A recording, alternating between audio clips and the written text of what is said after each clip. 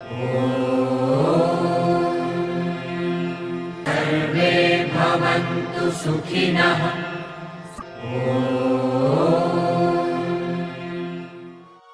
नमस्कार.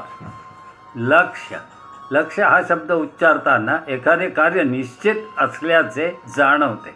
पण एक गोष्ट पक्की, लक्ष्य असेल तरच लक्ष्य ठरविता येते. आता तुम्हाला गोंधळात न ठेवता नेमके काय ते सांगतो. जाहीरपणे माणसाला व्यक्त होता आलं तर त्याला बरंही वाटतं आणि त्यामुळे तो आनंदित होतो. असेच व्यक्त होण्याची संधी भांडारकर प्राच्यविद्या संशोधन मंदिर आणि कौशलम न्यास या जगतविख्यात संस्थांकडून खुली निबंध स्पर्धा होत आहे. त्या योगे मिळणार आहे. सन 2047ला आपला प्रगत देश स्वतंत्रतेची 100 वर्षे पुरी करत आहे. इतिहास, वर्तमान आणि भविष्यकालाच्या दृष्टीने हा अपूर्व योग असणार आहे. आदर्श आणि समर्थ भारत असा निबंधाचा विषय आहे आणि आपल्या देशाशी तो निगडीत आहे. हे एक जिवंतपणाचे लक्षण असून निबंधातून तो चैतन्यमय स्थितीत फुलवणे हे आपले काम आहे. या अद्भुत स्पर्धेत सहभागी असणे हे सौभाग्य लक्षण आहे.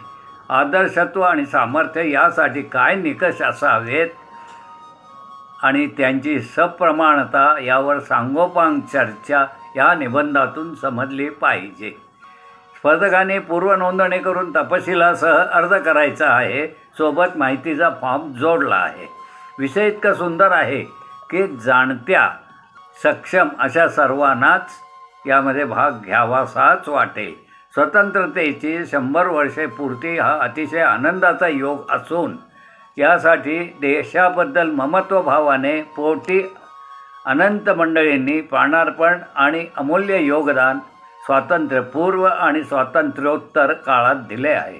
त्यांचे सन्मानपूर्वक स्मरणही करण्याची ही संधी आहे.